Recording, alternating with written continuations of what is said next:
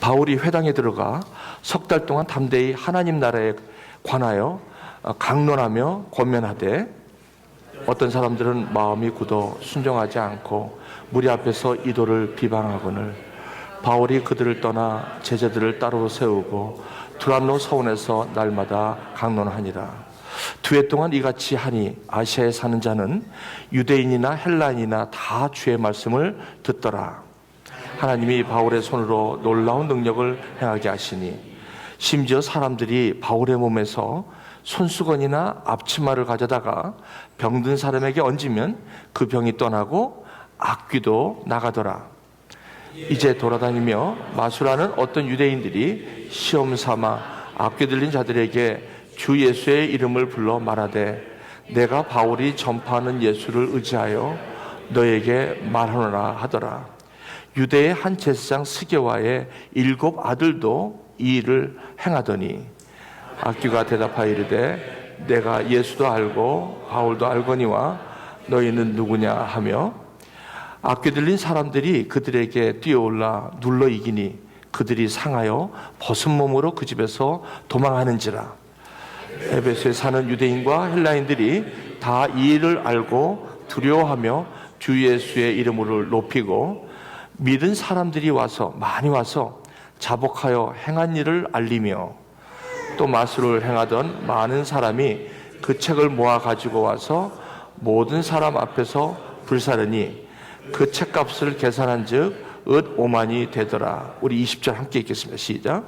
이와 같이 주의 말씀이 힘이 있어 흥왕하여 세력을 얻으니라. 하나님 감사합니다. 귀한 찬양입니다. 이 찬양이 우리의 마음을 주님 앞에 드립니다. 주님, 오늘 예배 가운데 이 찬양처럼 온전히 주님 인정하고 주님만이 우리의 삶의 주인인 것을 고백하는 그런 예배가 되게 하여 주옵소서. 예수님의 이름으로 기도합니다. 아멘. 네. 저는 오늘 이 본문 말씀으로 듣는 복과 열린 마음, 듣는 복과 열린 마음이라는 제목으로 하나님의 말씀을 나누고자 합니다.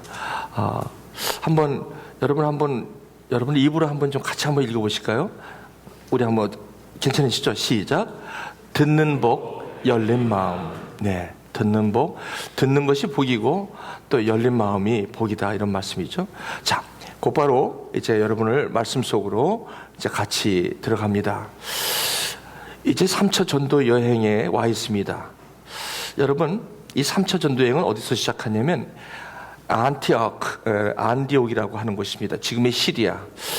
여러분, 정말 엊그저께 또 시리아에 또 화학무기 여러 가지 일로 폭격이 가해지면서 참 마음이 많이 아픕니다. 시리아에 참 저 아픔이 빨리 종식되기를 기도해 주시길 바랍니다. 바로 그곳입니다. 안디옥이라는 곳인데 저기에서 어떤 일이 있었냐면 1차 전도여행, 2차 전도여행, 3차 전도여행이 있었습니다. 저 안디옥 교회가 무슨 복을 저렇게 받았는지, 저 안디옥 교회가 무슨 복을 받았는지 가만히 보니까 바로 듣는 복과 열린 마음이었습니다. 왜 그러냐면 저 교회는 어떤 교회이길래 저렇게 1차 전도행, 지중해 연안을 통해서 지금의 터키, 또 나아가서 마게도니아, 그리고 저 유럽에, 그리고 그리스와 저 나아가서 스페인과 그리고 로마 그리스까지 이 번전하고 밑으로는 리비아와 이집트, 그리고 에티오피아, 그 다음에 오른쪽은 물론 사우디아라비아지만 이런 지중해 연안에서 그 안디옥 교회가 복음의 시초를 시작을 했다는 거예요. 근데 가만히 보니까 1차, 2차, 3차 전도여행을 계속해서 파송하는 교회가 바로 안디옥 교회였다는 겁니다. 여러분, 저와 여러분의 인생도 이렇게 어떻게 보면 열린 마음, 이 듣는 복이 있으시기를 주님의 이름으로 축원합니다. 이 안디옥 교회는 갑자기 공중에서 뚝 떨어진 교회가 아니라 저 안디옥 교회의 베이스는 어디냐면 예루살렘 교회입니다. 그 예루살렘 교회는 교회의 시작입니다. 성경에 보시면 15개 교회가 나옵니다. 그런데 그 교회 중에 특별히 서신서가 없는 교회가 두 군데인데 그것이 예루살렘 교회와 안디옥 교회는 서신서가 없습니다. 그 의미는 예루살렘 교회는 믿음의 시작과 같습니다. 저와 여러분들이 어떻게 보면 믿음의 시작과 같아요. 처음엔 다 예루살렘 교회와 같은 신앙으로 시작을 합니다. 예루살렘 교회는 다른 게 아니라 예수가 주와 그리스도가 되고 나의 삶의 주인이 된다는 것에 조금도 의심이 없는, 어떻게 보면 구원은 유대인에서부터 남이라 라는 말씀처럼 예루살렘 교회가 있었기에 안디옥 교회가 있고, 안디옥 교회가 있었기에 이제 오늘 말씀의 주체인 에베소 교회가 있는 것입니다. 에베소 교회가 있기에 지난 2차 전도여행의 빌립보 교회와 데살로니가 교회와 베레와와 아덴과 고린도 교회가 있다는 것입니다. 그렇기 때문에 이 교회가 있는 것은 바로 베이스에 예루살렘 교회를 우리가 그냥 지나갈 수가 없다는 것입니다. 예루살렘 교회는 저와 여러분의 믿음의 시작과 같아요. 그래서 우리가 많은 경우에 예루살렘 교회 같은 신앙은 우리가 예수로 말미암아 그리스도의 피로 말미암아 우리가 구속함을 받고 하나님과 내가 죄로 가렸던, 하나님을 몰랐던 내가 하나님과 화목되어지는 것이 아마 예루살렘 교회가 아닌가, 예루살렘 교회 신앙이 아닌가. 그 당시에 예루살렘 교회가 어떻게 하다가 예루살렘 교회가 안디옥 교회를 낳게 됐는지를 제가 잠깐 설명하면서 여러분과 이런 은혜를 나누기 원합니다. 예루살렘 교회는 예수님을 따라다녔던 12 제자들로 시작됐고, 물론 거기에 마지막 그 유다라는 이 제자 사도는 예수님을 파는 것 때문에 결국 11명의 사도가 남았지만 하나님께서는 그 빈자리는 반드시 채우십니다. 그래서 마띠아라는 이 12 제자를, 사도를 세우죠. 그것이 예루살렘 교회의 시작입니다. 그와 마찬가지로 그 당시에 누구보다도 예수를 잘 만났던, 잘 따라다녔던 제자들인데 사도들이지 않습니까? 사도들에게 한계가 있었습니다. 그게 뭐냐면 유대인들에게 복음이 머무는 걸로 알고 있었던 거예요.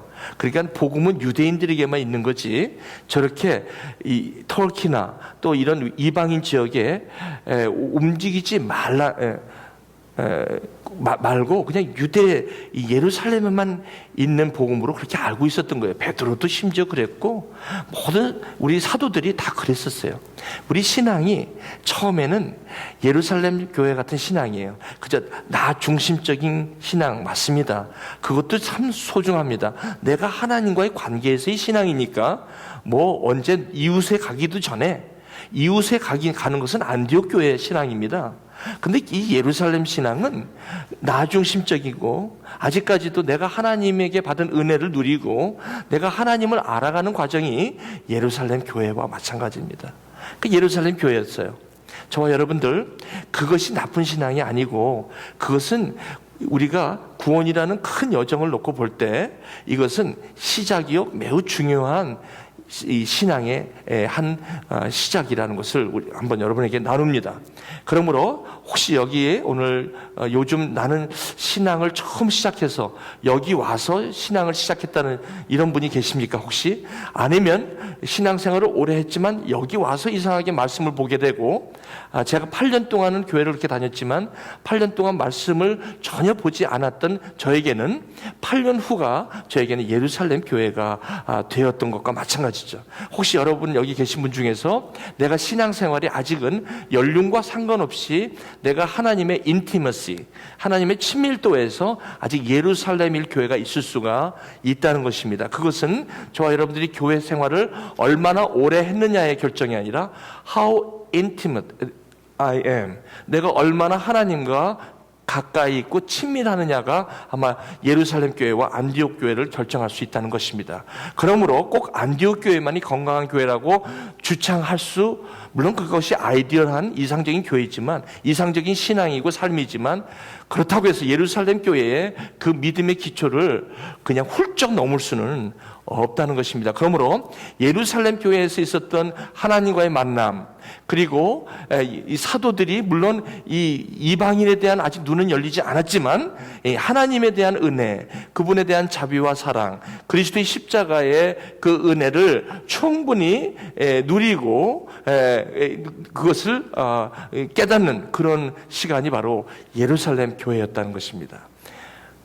그러면 하나님께서는 이렇게 신앙생활을 하면 구원의 맛을 그런데 이내 예루살렘 교회가 쭈그러들고 가고 있다는 거예요. 왜? 성장하지를 않는 것입니다. 신앙은 성장해야 되는데 여기서 성장이 막혀버린 것입니다. 그래서 이제 하나님께서 여기에 어떤 일이 벌어지냐면 그 당시에 그 유대교를 기반으로 하고 있는, 쉽게 말하면 그 당시에 어떻게 보면 기득권이라고 하죠.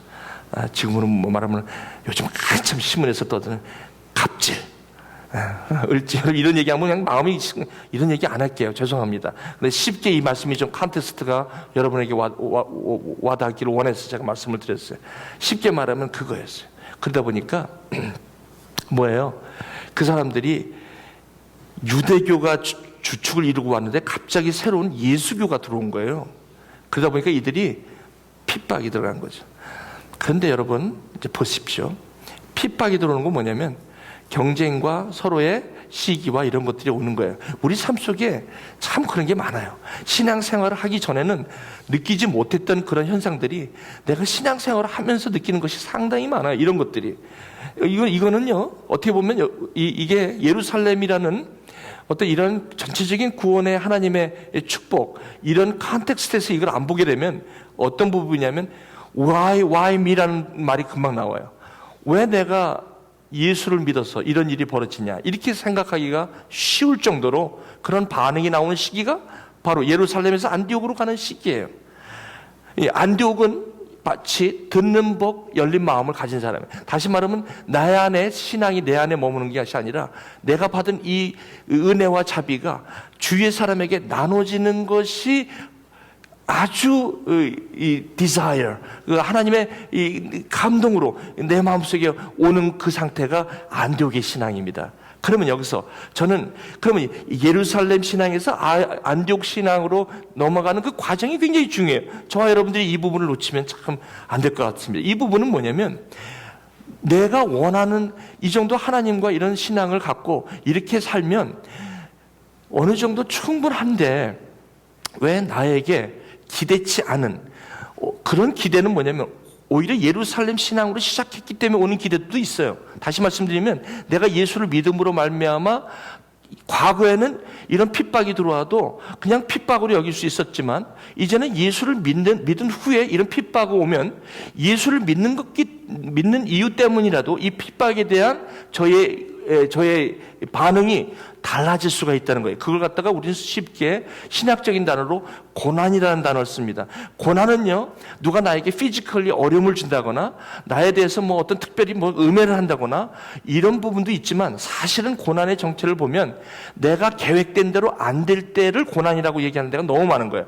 내가 하고 싶고 내가 기대하고 싶고 예수를 믿고 예루살렘 교회를 시작했으면 it shouldn't be that way, 이런 것이 이렇게 일어나면 안 된다는 기대가 무너질 때 그것을 고난이라고 우리가 받아들일 때가 많다는 겁니다. 여러분 삶 속에서 신앙을 시작했을 때 신앙을 시작하고 예수님을 믿고 하나님을 믿고 그렇게 나아갈 때 모든 일이 잘 풀리다가도 갑자기 어떤 일이 막 예기치 않은 일이 올 때 여러분 그것이 과거에도 없었던 일은 아닌데 물론 비록 똑같은 일은 아니지만 이와 같이 unexpected, 완전히 기대되지 않은 일이 과거에도 있었어요. 그런데 예루살렘 교회를 시작했기 때문에 마치 이것이 저에게는 더 특별한 고난으로 다가올 때가 있다는 거예요. 여러분 이건 굉장히 중요한 지금 말씀을 제가 나누고 있습니다. 여기서 많은 사람들이 신앙의 혼동을 갖고 오고 여기서 많은 경우에 신앙의 확신에서 무너지고 맙니다. 그래서 여기서 예수 믿는 것을 멀리하게 되고 예수 믿는 삶에서 여기서 그렇게 돼요. 그런데 이 당시는 유대인 중심으로 시작했던 예루살렘이 안디옥으로 가는 것은 어떻게 됐냐면 그 당시에 쫓겨간 사람이 누구냐면 헬라권이에요. 헬라권. 다시 말씀드리면 이방인의 물을 먹은 사람들이에요. 다시 말씀드리면 최소한 이방이 여러 사람, 여러 나라에 좀 익스포즈가 된 사람, 거기에 대해서 좀 감각이 있는 사람들에게 이런 사람들이 쫓겨나게 된 거예요. 쫓겨나다 보니까 이 사람들을 통해서 핍박하여 유대와 사마리아로 흩어진 사람들이 복음을 전하면서 그때 세워진 교회가 안디옥 교회라는 거예요. 그러니까 무슨 말이에요? 안디옥 교회는 예루살렘의 그 철저한 자기 중심의 그런 신앙에서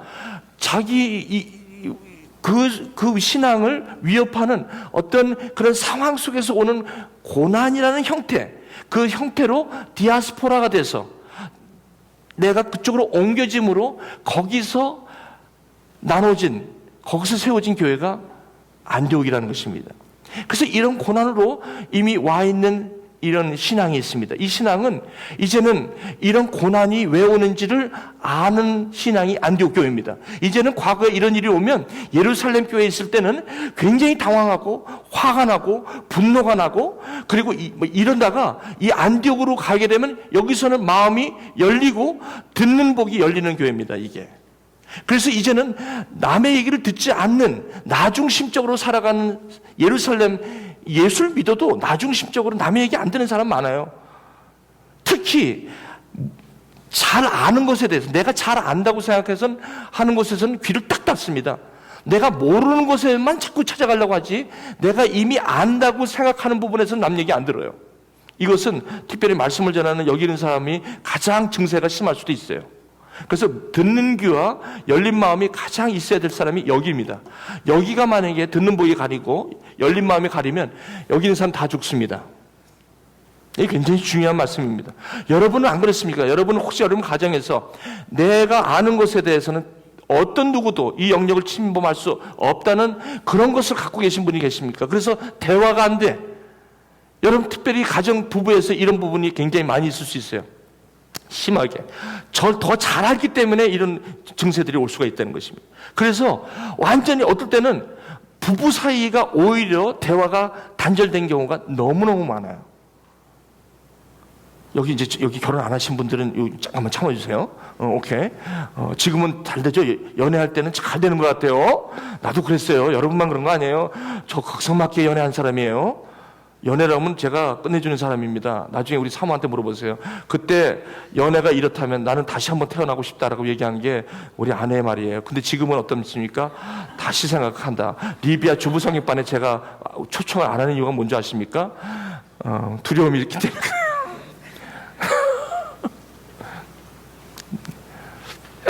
예루살렘 교회에서 안디옥으로 넘어갔는데 그런 고통이 있는 거예요. 그런데 저는 이걸 보면서 예루살렘 교회도 중요한 거예요. 그런 모습이 우리는 빨리 좀 성숙했으면 좋겠다고 하지만 그 미성숙을 많이 묵상하는 것도 진정한 성숙을 누리는 기회예요. 저는 그렇게 믿습니다, 여러분. 그걸 갖다가 막 왜 나는 모자랄까? 왜 여러분 그럴 거 없어. 내가 모자란 걸 많이 깨달을수록 내가 나중에 누릴 수가 있어요. 내가 모자란 걸 많이 깨닫고 할수록 적용이 잘 돼요. 그 안디옥 교회는 적용하는 교회였어요. 저 교회는요, 이제 자기 중심이 아니라 보내는 거예요. 그래서 온 데가 바로 저기입니다. 여기 에베소 교회 온 거예요. 여러분, 제가 이 말씀을 보면서 무슨 생각을 했냐면, 저 여러분 예루살렘 교회에서 안디옥으로 가려고 막 애쓰고 할 거 하나도 없어요. 예루살렘 교회에서 그렇게 해서 내가 신앙이 성숙해져야지. 그게 아니라 성숙해지는 건 저와 여러분들이 그게 아니라 여전히 하나님께서 참 저와 여러분들을 참 다스리고 계시고 저와 여러분들을 함께 하신다는 사실을 이걸 통해서 저는 배웠어요. 한 가지만 더 말씀드릴게요. 예루살렘에서 안디옥 교회가 된 것은 예루살렘 교회의 사도들이 철이 들어서 안디옥 교회가 된 거 아니에요. 절대 아니죠. 철 들어서 된 거 아니죠. 그렇죠. 그러니까 베드로도 유대인에게만 복음이 있는 줄 알았잖아요. 근데 고넬료를 통해서 하나님이 환상 가운데 고넬료를 보내주셔서 내가 이거 지금 이게 복음이 우리에게 내 생각을 바꿔주셨구나. 그 생각이 바뀐 게 예루살렘 공예를 통해서 지금 안디옥에 지금 선교가 일어나게 되는 하나의 그 이그니션이 됐어요. 이그니션. 불을 붙이는 이그니션이 되었다는 거죠. 놀랍지 않습니까? 그런데 하나님께서는 이것을 놓고 언제부터 준비하셨냐면, 여러분 페르시아 제국부터 BC 458년, 444년, 458년, 486부터 이제 쫙 로마 제국에 이르기까지, 이때까지, AD 52년까지. 그러면 약 500년간 하나님은 이것을 놓고 준비하셨다는 거예요. 살이 떨려요. 이 성경을 통해서 그걸 보는 거예요. 왜냐하면 저때 열린 마음과 이 듣는 복을 주신 것이 그때의 이 이스라엘 백성들을 전부 다 디아스포라로, 저 지역을 전부 다 디아스포라로, 그래서 헬레니스틱 뭐예요? 히브리 유대인들이, 이 헬라파 유대인들이 그때부터 생기게 된 거예요. 그러면서 그들을 통해서 안디옥을 낳고 이 사도 바울이 그를 향해서 갈 때마다 회당이라는 곳에서 이 말씀을 전하면서 이 복음이 출애굽기 19장에 이스라엘 백성들을 출애굽한 다음에 내가 너희를 온 세계에 대하여 제사장 나라가 되게 하겠다. 제사장 나라는 뭡니까? 복음을 전하는 안디옥의 체질로 이스라엘 백성들을 그렇게 삼으셨다는 것이, 지금 몇백 년 후에 이렇게 사도 바울은 그 하나님의 그 실제의 준비하심을 발로 밟으면서 지금 다니고 있는 것이 지금 저 선교의 실제입니다. 이거를 볼 때 적용합시다. 저와 여러분들이 지금 어떤 상황에 있든 상관없어요.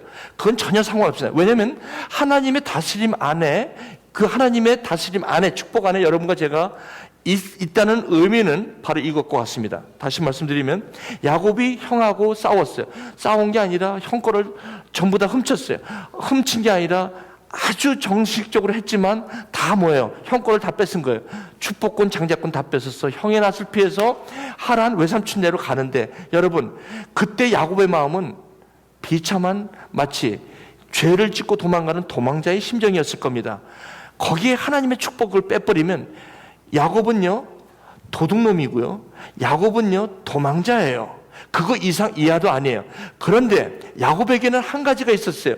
그게 뭐냐면 야곱이 잘났든 못났든 야곱을 향해서 하나님께서 계속해서 야곱을 바라보고 있던 하나님의 다스림이 있었다는 거예요.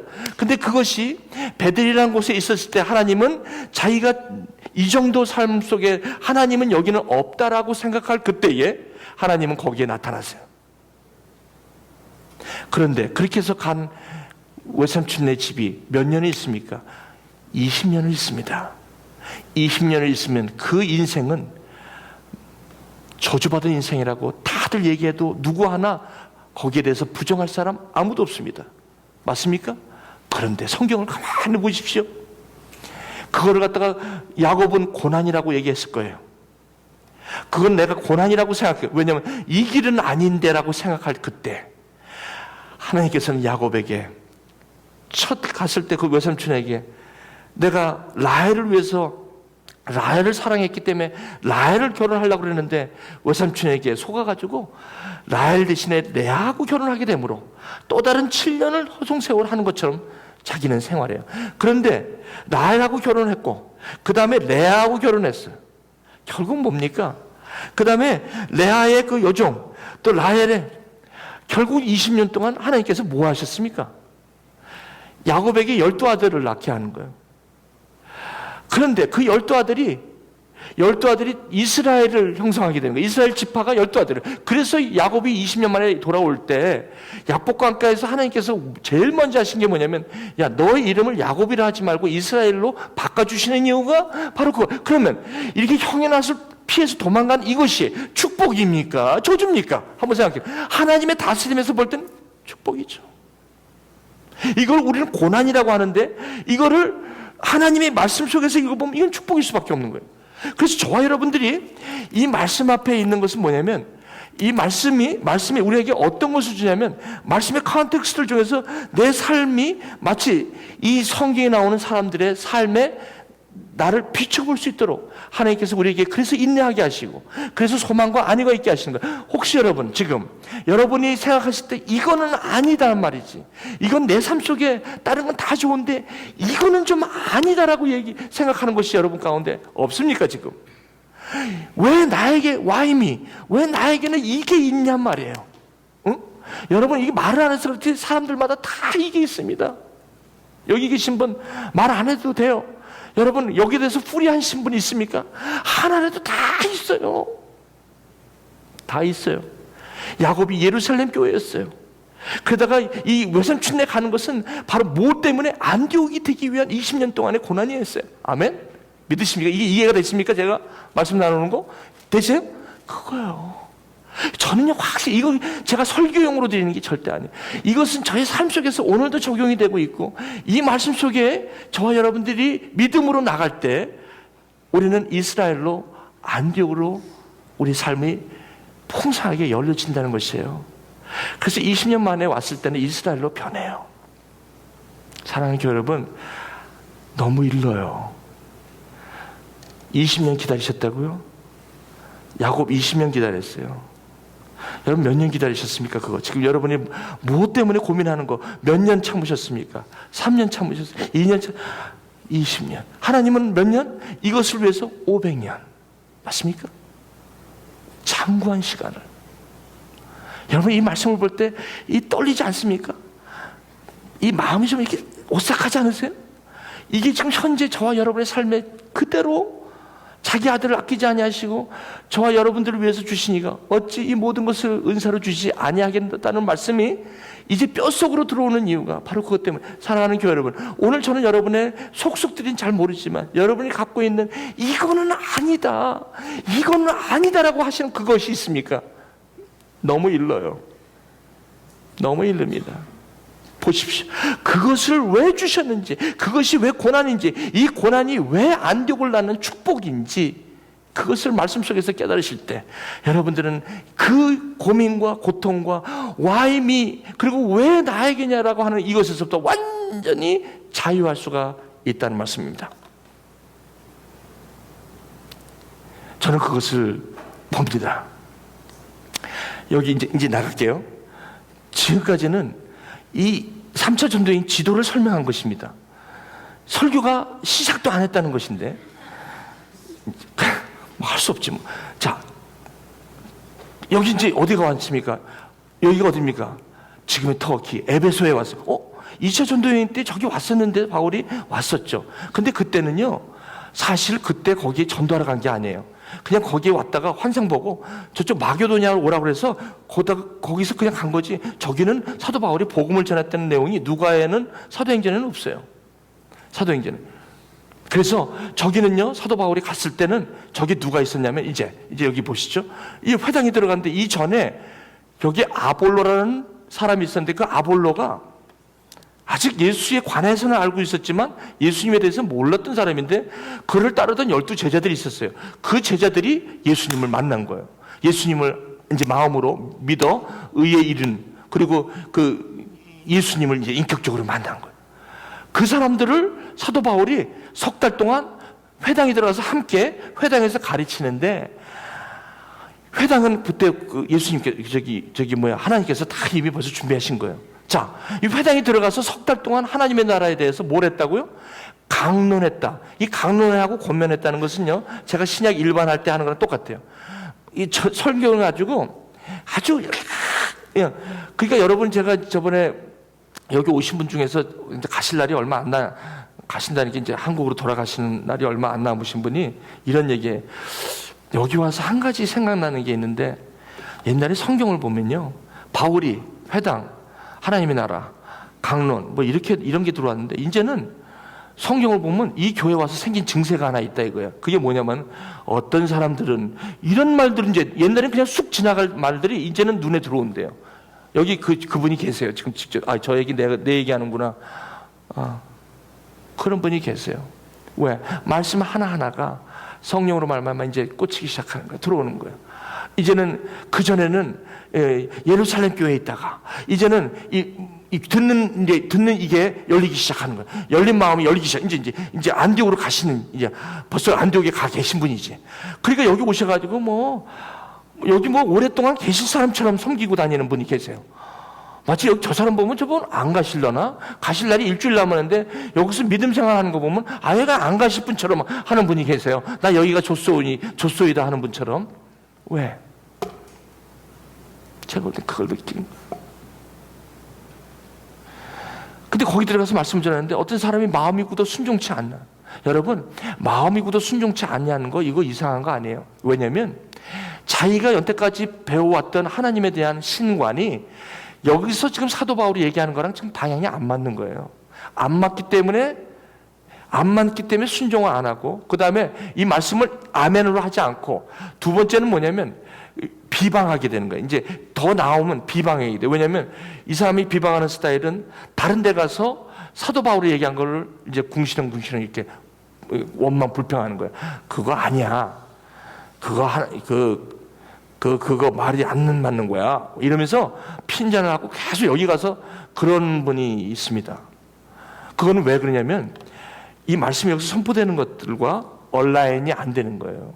말씀하고. 그렇기 때문에 그런 현상들이 나오는 거예요. 그거는 그렇게 막 그냥 그런 분들은 어떤 현상이냐면 말씀을 잘 이렇게, 근데 여기서도 강론하며 권면하는데 예수가 그리스도가 아니라는 부분 때문에 저렇게 지금 화를 내는 겁니다.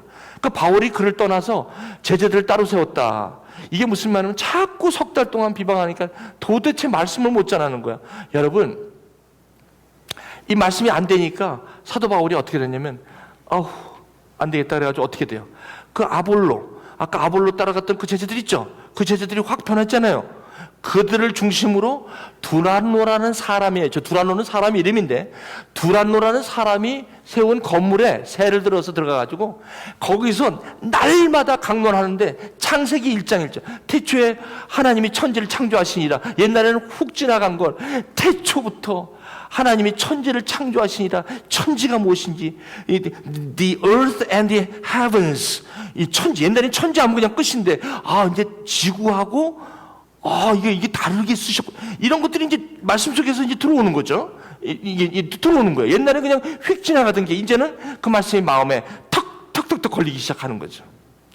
그러면서 두란노 소원에서 날마다 강론하는데, 여기 보니까 2해 동안 이같이 하는데 유대인이나 헬라인 다 주의 말씀을 듣더라. 그런데 3개월 있으려고 했거든요. 근데 이분들이 너무 말씀을 잘 듣고 그러기 때문에 3개월 있다가 2년을 더 있게 돼요. 여기 2년 동안 말씀을 그렇게 가르쳐요. 그런데 무슨 일이 벌어지냐면, 이 말씀을 했는데 바울이 무슨 병 고치는 은사가 별로 없어요. 제가 볼 때 성경에 사도 바울이 병 고치는 은사에 대해서 나온 적이 없어요. 그런데 하나님이 바울의 손으로 희한한 능력을 하게 하시는데, 뭐냐면 바울이 이렇게 이렇게 손수건 땀을 닦고 이렇게 한 걸 갖다가 여기 놔둔 거야. 그때 어떤 분이 와갖고 이걸 가지고 병든 사람한테 이렇게 얹어보니까 병이 확 낫고. 이거 뭐 신비주의지 뭐야 이게. 근데 여러분, 신비주의와 말씀이 역사하는 것은 우리가 구분이 돼야 돼. 말씀 속에 있기 때문에. 이런 현상, 이런 능력이 나타나는 거예요. 사도 바울은 이런 능력을 추구한 사람은 아닙니다. 그 옆에서 보니까 어떤 사람은 막 귀신도 나가는 거예요. 자, 그러다 보니까 거기에 그 마술사가 굉장히, 그 아데미 신전이 있는 곳이라 불가사의 중에 하나입니다. 에베소 거기 가면 신전에 거기에서 마술로 자기 생업을 먹고 사는 사람이 드글드글 했었어요. 이 사람들이, 사도 바울이 그걸 보면서 이거를 던져도 버떡버떡 일어나니까 저거 좀 기술 좀 내가 알면 내가 좀 이 사업에 도움이 되겠다 싶어갖고 자기가 예수의 이름으로, 가만히 보니까 예수의 이름으로 한단 말이야. 그래갖고 가만히 보니까 악귀 들린 사람들에게 예수의 이름을 불러갖고 그냥 뭐라고 하는 거예요. 내가 이렇게 바울이 전파하는 예수를 의지하여 내가 예수의 이름으로 일어나라 그랬더니 귀신 들린 자가 갑자기 눈을 발떡발떡 뜨더니 뭐라고 해? 악귀가 대답하대. 나는 예수도 알아. 내가 바울도 알아. 난 너보다도 더 잘 알아. 귀신이 말하는 거야 지금. 그 귀신이 귀신같이 한단 말이죠. 누구를? 예수를. 그러니까 어떻게 보면 귀신의 신앙이 예루살렘 신앙보다 더 좋지 않느냐 이렇게 생각하실 분이 있는데 근본이 다릅니다, 여러분. 여기 귀신이 예수하는 지식과 예루살렘 교회에서 신앙하고는요 천지차예요. 여러분 이거랑 마찬가지예요. 예루살렘 신앙은요 무슨 신앙이냐면, 예를 들면 요즘 여러분 구속하면 어떻게 해야 돼? 무조건 구속 딱 들어가면 검찰이 구속하잖아요. 그럼 어디로 들어갑니까? 무조건 제일로 들어가야 돼요. 제일로 들어가서 이제 거기서 검사를 받잖아요. 그 다음에 그 재판한 다음에 형이 내려지면 제일에 있죠. 제일에 있는 상태하고요. 지금 악귀는 그 상태입니다. 그 상태인데 예루살렘 신앙이 아무것도 아닌 것 같지만, 우리가 볼 때 내 신앙이 이렇게 시원한 것 같지는 않지만, 여러분 그렇게 볼 게 아닙니다. 이거 빠지면 안 되는데. 어저께 우리 손주 와 있는데 그 옆에 누가 있습니까? 우리 집에서 가장 인기 끄는 그 조이라는 그 펫이 하나 있습니다. 근데 오니까 찬밥이야. 전부 다 누구한테 가니까 시선이 손주 녀석한테 가 있는 거야. 아유, 걔가 그 시기 앞디다. 나를 집디다. 근데 내가 그랬어요. 클래스가 다르다. 걔는 걔다. 아무리 저렇게 오늘 봤지만 뭐 아직 아무것도 모르는 그 애기도 강아지는 아니거든. 마찬가지예요. 이 악귀는 예수를 안다는 게 아직 해결이 안 된 사람이고, 아직도 죄일 안에 있는 유죄 상태에 있는 거고요. 예루살렘 신앙은 여기 나와서 생명을 얻은 악귀는 모습은 저렇게 아직 저러지만, 저건 뭐예요? 예루살렘 신앙이 다시 말하면 무죄입니다. 의롭다함을 받은 하나님의 자녀란 말이에요. 생긴 건 저래도. 저와 여러분들이, 여러분 아무리 내가 신앙이 요즘 이렇게 볼 일 없고 이래도, 내가 볼 때 참 이렇게 신앙생활 해갖고 되겠어? 그거 함부로 얘기하면 큰일 납니다. 이 악귀한테 얘기해 보세요. 이건 말이 안 되는 겁니다. 여러분, 이게 우리가 예수로 말미암아 피로 죄사함을 받아서 우리가 의롭다함을 받아서 이제는 죄에서 자유케 되고, 이제는 우리가 완전한 하나님의 자녀가 되었다는 이 선포는, 이거는 뿌리가 달라졌다는 것인데, 여기서 악귀가 예수를 알고 바울을 안다는 저거하고는 클래스가 다르다는 것입니다. 그래서 여기 영어로 뭐라고 나오냐면, And I recognize Jesus and I know about, 이 about 단어를 쓰는 이유가 그거예요. I know about. 그렇죠. 그들은 절대로 내가 예수를 안다고 얘기할 수 없어요. I know Jesus라고 얘기 못합니다. 왜냐하면 클래스가 안 되기 때문에. 그러니까 저와 여러분의 예루살렘 신앙이라 할지라도 저와 여러분들이 이 클래스가 달라졌고 예수를 알 수 있는, 알았던 그런 능력이 주어진 거라는 거예요. 너무나 놀랍지 않습니까? 자, 그 다음에 넘어갈게요. 넘어가니까 이 악귀 들린 사람이 너는 누구냐 하면서 오히려, 그러니까 그냥 깜짝 놀라갖고 마술하는 사람들이 그냥 막 도망간, 이런 우스꽝 이런 일이 벌어진 거예요. 그러면서 이제 이 에베소에 사는 유대인과 헬라인들이 그냥 막 예수의 이름을 놓고 믿는 사람들이 많이 오게 된 거예요. 이제 그러면서 마술을 행하던 사람들이 이거 아니다 해가지고 마술책 있죠. 자기가 사는 마술을, 그 비즈니스 하는 모든 것을 갖다가 전부 다 모아다가 불을 살르고 주의 말씀이 이제 힘입어서 흥황하게 되었다는 말씀입니다. 사랑하는 여러분, 저는 말씀을 이제 정리 부분으로, 이제 적용 부분으로 들어가겠습니다. 이것이 오늘 저와 여러분에게 주신 말씀이에요. 이걸 갖고 이 말씀이 저와 여러분의 삶에 연결이 안 되면 이거는 아무런 종교적인, 이거는 하나의 성서일 뿐이지, 오늘 저와 여러분하고 이게 말씀이 연결이 안 되면 이건 무슨 말씀입니까? 시간 낭비죠. 그러나 오늘 이 말씀이 저와 여러분에게 어떤 의미인가라는 거예요. 여러분 보십시오. 아볼로가, 여러분 오늘 이 말씀이 있기 전에 7절이 뭐냐면, 아볼로 제자 12명이 이제 예루살렘 교회 신앙을 받고 죄사함을 받고 이제는 의롭다함을 받고 구속함을 받고 하나님의 자녀가 되었단 말이죠. 그러면 됐지 않습니까? 예루살렘 신앙이면 된 거 아닙니까? 그런데 그게 아니에요. 3개월 있으려다가 사도 바울이 딱 보니까 여기서 내가 그냥 떠나면 이건 죽는다. 보세요. 왜 죽냐면 예루살렘 신앙 갖고는 견딜 수가 없어. 성장이 안 돼. 왜 그러냐면요, 여기서 안디옥으로 가지 않으면 안 되기 때문에, 그래서 두란노 서원에서 이들을 강론하고 말씀을 가르친 거예요. 이거는 뭐냐면 구원을 완성시키려고 하는 게 아니라 이미 구원을 받았잖아요. 7절에 구원을 받았잖아요. 예루살렘 교회로서 충분한 거예요. 예루살렘 성도라고 해서 구원받지 않은 거 아닙니다. 안디옥에 꼭 가야만 구원받은 거 아니죠. 구원받은 거예요. 근데 안디옥은요, 어떤 교회냐면 구원을 받은 사람이 그 축복만큼, 자기가 보는 것만큼 넓이야 높이야 깊이를 이 말씀을 통해서 그것을 삶을 누리는 구원의 확신의 부분에 있다는 거예요. 여러분 아시죠? 이게 이해가 되시나? 그래서 이것은 뭐냐면 저와 여러분들이 예루살렘 신앙으로 이미 벌써 다 받았어요. 구원은 이미 임했고 더 이상 구원을 위한 어떤 적이 필요한 거 아니에요. 다만 저와 여러분이 지금 구원을 받고 예루살렘 교회 신앙, 그 신앙이 있으면서 이 안디옥에서 누리는 저의 맛을 모르는 거예요. 그 맛은 어디서 오느냐? 이걸 통해서 할 수 있다는 거예요. 그래서 이 3개월 있다가 2년을 갔는데 저기서 20절 이와 같이 주의 말씀이 힘이 있어 흥왕하고 세력을 얻는 거예요. 이런 사람은요, 이런 안디옥 교회 사람들은 여러분 가는 곳마다 사람이 끌어요. 보세요. 예루살렘 교회는요 외로워요. 항상 외로워. 여러 사람이 있는 것 같은데 나 혼자야 항상. 그런데 안디옥 교회로 가면 그 사람은 사람이 끌어요. 이번에 소령기 집사, 나는 그분은 뭐 칭송하는 것도 아니고 그분 여기 잠깐 있다가 가는 사람이에요. 그분은요 여기서 예루살렘 교회 형태로 왔다가 안디옥으로 돼서 갔어요. 이 안디옥으로 가니까 아니 그 사람이 여기 잠깐 왔다고 내가 소개를 한번 했더니 아니 수업까지 빼먹고 가서 판에 놨는데 내 옆에 앉아 있었어. 그 양반 여기 있나?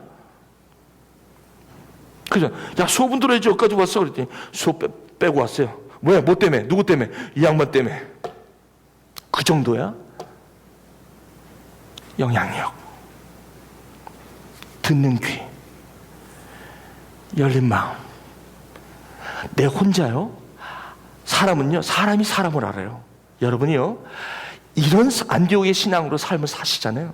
1년을 살아도 여러분 절대 외롭지 않습니다. 여러분, 그 클래스가 달라요.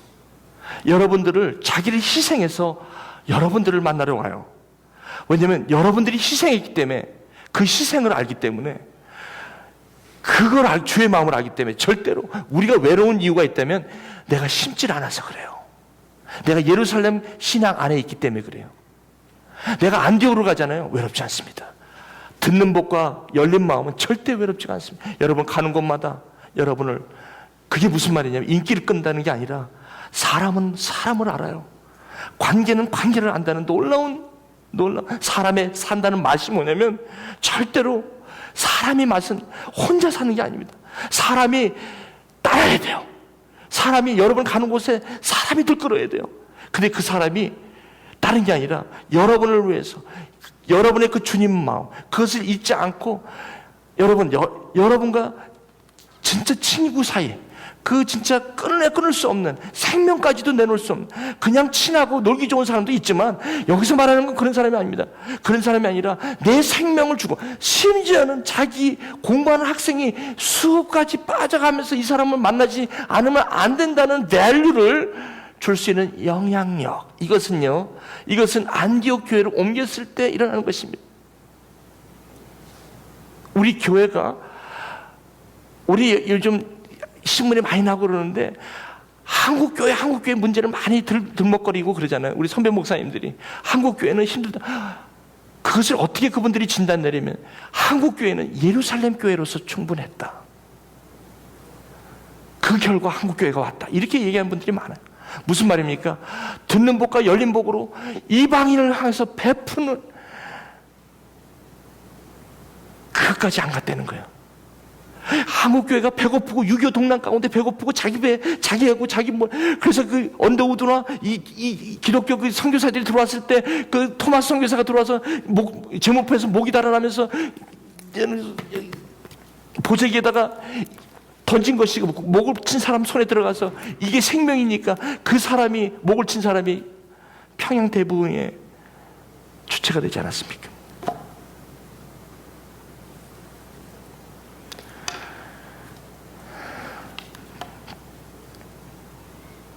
우리 가정, 우리 관계 하나님의 말씀이 지금 필요한 시대입니다. 그래서 사도 바울은 2년 동안 말씀을 전하게 된 것입니다. 이제 저는 이렇게 마무리하겠습니다. 아사 왕이라는 사람은 유다의 3대 왕이었어요. 이 왕 40여 년간을 통치했습니다. 잘했습니다. 점선했던 아사 왕, 예루살렘 교회 뜨거웠을 때 여호와께서 제사를 지내고 또 마음을 다하고 목숨을 다하고 조상들의 하나님 여호와를 찾기로 언약했습니다. 처음에 신앙생활 할 땐 뜨거움이 있어요. 근데 그래서 모든 사방에 평안을 주셨더라. 만나를 주시고, 그죠? 이게 아사 왕의 시작입니다. 근데 36년 되던 때 35년까지는 이렇게 했어요. 근데 36년 될 때 아사 왕이 갑자기 이상한 사람으로 변화가 됩니다. 그게 뭐냐면 북이스라엘에서 남유다로 내려오는 사람이 있어요. 예배할 때. 그걸 내려오면 올라가지라니까 거기다가 성을 쌓아라. 그래서 모든 자재와 그것을 북이스라엘에서 대줬어. 그럼 아사가 그걸 갖고 있었다가 그 아람 군대에게, 이방인 군대에게 그걸 짓게 하고 자기가 그 남은 거 그거 다 자재값 그거 다 갖고. 그래서 선견자 하나냐가 하나님이 하도 기가 막혀서 남들이 볼 때는요, 예루살렘 성전이니까, 예루살렘 교회니까 남들이 볼 때 신앙 대단하게 보죠. 근데 벌써 안디옥 교회를 가기 전에 망하는 거예요. 지금 이게 어떻게 망하냐면 자기가 그것을 챙기는 거예요. 그러니까 하나냐 선지자가 너 왜 이래? 그랬더니 마지막 밑에서 세 번째 선견자가 말씀을 바른 말을 대니까 이제 무슨 말입니까? 선견자를 미워하는 거예요. 여러분, 우리가 예루살렘 교회에서 안디옥으로 안 넘어가면 어떤 현상이 오냐면 이제 말씀이 싫어져요. 이 말씀이 나를 처음에는 말씀이 달다가 나중에 이 말씀이 잔소리하는 것 같아요. 바른 말인데도 싫어. 그래서 말씀이 안 들려. 그리고 이 말씀이, 그리고 여러분이 신앙이 막 쓰잖아요. 그럼 말씀이 들려. 이게 신앙의 스테이터스를 금방 얘기해 주는 게 뭐냐면 말씀을 들을 때 이상하게 내 마음속에 아멘 하는데 어떨 때는 이 말씀이 이상하게 부담이 돼. 맞는데 부담이 돼. 이 증세는 바로 여기 걸린 거예요. 이게 걸린데 이걸 못 넘어가면요, 이걸 못 넘어가면 아사가 선견자를 옥에 가두고 오히려 바른 말하는 하나님의 말씀이 듣기 싫은 거예요. 여기서 예루살렘 교회에서 끝나버리는 거예요. 우리 신앙이 여기서 끝난다는 거죠. 오병이어 사건을 기억하시죠? 떡을 먹으러 왔다가 이 떡이 너희가 먹을 떡이 아니라 내 살이다라고 얘기하니까 어렵다. 예, 어렵죠. 내가 따라온 기대는 떡을 보고 왔지 당신 살 보고 온 게 아니야. 예루살렘 거기서 안디옥으로 간다는 것은 이게 무슨 말인지 깨닫는 것입니다. 우리는 배우고 확신한 일에 거해야 된다고 생각합니다. 모든 성경은 하나님의 감동으로 됐기 때문에. 그래서 신약 1반, 2반 이거는요, 여러분 졸업하고 가기 전에 제가 21일 날 하는 이유가 뭔지 아십니까? 이런 걸 해도 관심이 없는 분은 아무리 해도 이런 기회가 이거는 여러분의 초이스입니다. 억지로 오실 것도 없고 한 명 있다고 해서 뭐 이게 안 되고 두 명 있다고 되고 그런 거 아니에요. 우선순위인데 내가 이거에 대해서 목숨을 걸느냐 안 걸느냐는 그건 개인의 선택이지 그것까지 하나님이 이렇게 하라 저렇게 하지 않습니다. 네. 아사왕은 선정을 베풀었어요. 자신이 잘하고 있다고 자부하는 순간 하나님의 말씀조차 들려 하지 않았어요. 여러분, 교회를 섬기시다가 이상하게 힘들잖아요. 말씀이 안 들어오잖아요. 빨리 섬기시는 걸 스탑하세요. 빨리 스탑하시고 예배를만 참여하시면 돼요. 예배를 참여하면 저희 교회는 예배는 전부 다 이런 식이에요. 거기서 여러분의 말씀이 회복되면 거기서 능력이 생기고 힘이 생겨요. 그런데 여러분이 섬기다가 힘이 든 거는 말씀이 떠나갔다는 반증이기도 합니다. 그렇기 때문에 이분은 결국은 반드시 교회를 떠나게 돼 있어요. 언젠가는 떠나요. 왜? 힘든 거야. 말씀이 안 들리는 걸로 생각이 돼. 안 들리잖아요. 아사왕처럼 저렇게 되는 거예요. 36년을 그렇게 잘 섬기다가 마지막 36년째부터 이게 그냥 안 들려버려요. 그러니까 선견자, 옆에 있는 선견자를 죽이기 시작해요. 결국은 그의 말로가 안 좁습니다. 역대하 저자는 열왕기상에 기록되지 않은 이 아사의 이야기를 아주 두 가지로 자세히 쓰여줘. 왜? 후대 사람들이 이걸 잊지 말라. 이 조상의 이 교훈을 잊지 말라 하여 열왕기상에는 기록하지 않은 저 두 가지 내용을 역대하에 그렇게 많은 양을 얘기하고 있다는 그 이유를 알 때 오늘 저와 여러분의 삶이겠습니까? 사랑하는 교회 여러분, 예수를 믿는 마음은 변화감이 없어도 듣지 않는 그 좁은 마음으로 인해 내가 죽을 수가 있다는 것입니다. 사업도 인생도 마찬가지입니다. 내가 틀 안에 갇혀서 내가 잘 아는 것으로만 여러분 살려고 할 때에 이미 벌써 이 변화하는 시대에 도태되고 맙니다. 열린 마음, 듣는 복이 없으면 나는 결코 예루살렘으로 끝을 낼 수밖에 없는, 하나님께서는 저와 여러분을 예루살렘으로 부르신 게 아니라 안디옥으로 불렀고 온 세상으로 저와 여러분을 불렀습니다. 이제 여러분 여기서 open your heart and open your ear. 그리고 여러분 주님 앞에 여러분 자신을 드리실 때에 여러분이 한 번도 걷지 못한 그 길을 여러분들이 여러분의 발로 떠벅떠벅 걸어가시게 될 것입니다. 주의 축복이 여러분 모두에게 임하시기를 주님의 이름으로 축원드립니다. 기도하시겠습니다. 오늘 이 말씀을 받으시면서 이 말씀을 전하는 목사의 이야기입니다. 목사가 눈이 다치고 귀가 다치고 마음이 다치면 아는 성경만 가지고 얘기한다면 이거야말로 답답한 거 아닙니까? 이거야말로 에나보 교회는 예루살렘 교회로 머무는 거 아닙니까? 그렇지 않습니까? 마음이 열리고 귀가 열려야 안디옥이 되는 거 아닙니까? 하나님께서 이끄시는 그런 게 아닙니까? 여러분 인생도 마찬가지 아닙니까? 지금까지 배워오고 지금까지 아는 곳으로 머물지 마십시오. 이제 여러분 마음을 열어 성경을 깨닫게 하시는 성령의 음성을 들으십시오. 그리고 여러분의 삶 속에 이젠 조금 떼어서 하나님의 이 말씀을 아는 일에 여러분 더 늦기 전에 투자하십시오. 가치를 바꾸십시오. 아사왕의 이 교훈을 들으십시오. 여러분의 24시간을 어떻게 여러분 사용하고 계십니까? 하나님의 말씀에 들어갈 자리가 있습니까? 예루살렘으로 마무리하려고 하십니까? 아니지 않습니까? 오늘 여러분 우리가 다시 애굽으로 돌아갈 수는 없는 일입니다. 오늘 이 시간 기도하십시다. 하나님 나에게 오늘 열린 마음을 주시고 듣는 귀를 주시옵소서. 그래서 아버지 하나님 내 인생이 내 안에 머무는 것이 아니라 내가 아는 나의 고집과 나의 이런 것에 머무는 것이 아니라 하나님이 풀리 사용할 수 있는 안디옥의 신앙으로 나를 사용하여 주옵소서. 우리 한번 이 시간 조용히 1분간만 결단하시고 한번 기도하시는 그런 시간 됐으면 좋겠습니다. 기도하시겠습니다. 살아계신 아버지,